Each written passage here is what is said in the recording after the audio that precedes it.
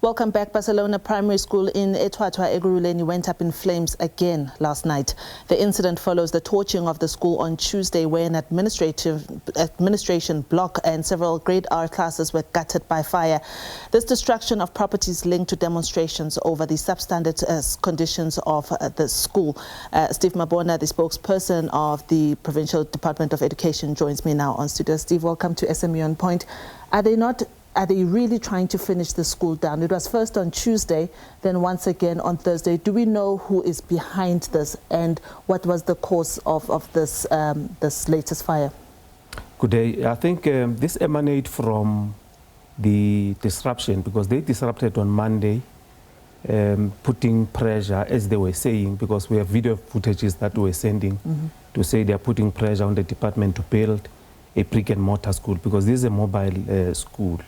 But there are plans to build a school, and so it looks like, because it was torched after the Monday, which they closed the gate and burning tires. Subsequent to that, there were meetings with the organizers between themselves and our officials, because we did send our officials there. After a fruitful meeting, we must say, we were then shocked later in the afternoon on Tuesday when that it happened again, when they banned the school. And now last night, we saw what happened to additional 2 classes. Yeah, this must be quite, it hits in the pocket of the department because obviously, there's costs involved in trying to rebuild schools. You also have your own plans of making sure that there are enough schools. How much do you spend as a department in trying to rebuild schools, especially with vandalized or torched infrastructure such as this incident in Barcelona? No, we must be very clear when coming to any harm, any disruption, any distraction that is brought by community members or allegedly by parents. We don't fix those schools. Okay. I mean, there's history. I mean, let me see, on a matter of principle, we don't go back because we have priorities. We have areas where they're expecting schools to be built. They are waiting for them, their infrastructure to be also refurbished in other areas. So if you ban a school, we really don't fix it. I mean, there was a school that was banned in Cullinan. We didn't go back there. Katlehong, there was a school that was banned there. We didn't go back. To a certain extent, probably SGBs realized that we're not coming back. Then they will make plans to fix. But if you damage or ban a school, we're not going to fix it. Only when it was banned, probably accidentally, or there's something wrong that might have happened. We normally spend 3 to 4 million. I know in Sidibeng there was an admission block that was banned. We spent between 3 and 4 million to fix that. So we cannot go back and use money on parents that don't actually take care about the future of their children.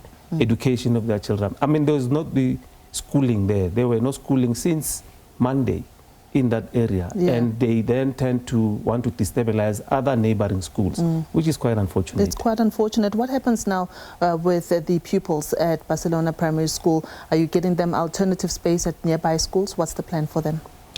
Well, we will try to engage with those parents, but and see on what is it that we're going to be doing. Because when you look at the damages, because I visited the school, if you were to clean some of those that are damaged, you can still work. Okay. So when we were interacting with the school management, they're saying they are willing to clean and make sure that in the meantime, they then continue to teach and welcome learners. But if the community says, no, we continue, we ban our property and we don't allow our children to come to school, it will become difficult for a department to even provide any plan that we're going to be putting on the table. Right. While I still have you, Hen, obviously now parents are beginning to apply for grade 8 and grade 1. The system has always been marred with glitches of their own in the beginning of the year, leaving parents very frustrated. What are you doing differently as a department this year, and how is that going? While we're on that, also take us through the presidential plans of placing teachers and giving them education. There is a program that I believe is underway at the department.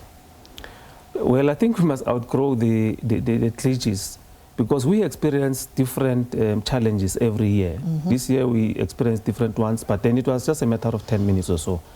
We are cruising nicely. I mean, look at the numbers. Over 600,000 applications that were successfully processed now in the system. And that's an indication that parents are using the system, and probably now they are eager, awaiting for the placement. Results, because we'll be placing, from the 3rd of October. So what we are saying to parents that did not upload documents, please upload documents, because if we don't have documents, we're not going to be in a position to place. And those that have a challenge with the proof of residence, unfortunately, we are very strict on proof of residence, because that's where people go borrow addresses, people, go and make affidavits, and which are not probably accurate. So we are very strict on coming to that. The Presidential Youth Initiative Program was started 2 years ago, where we've been extending it yearly. But then now their contracts are ending in August. This month. Yeah, this is August. Meaning that next year, April, we will then start with the new process. Intake. We take new people, because this is more about exposure. We're exposing young people to the working environment. Some, they are fortunate enough to, to be appointed in the department permanently. So far, how many roughly have you given this experience to since the beginning of the inception of the program?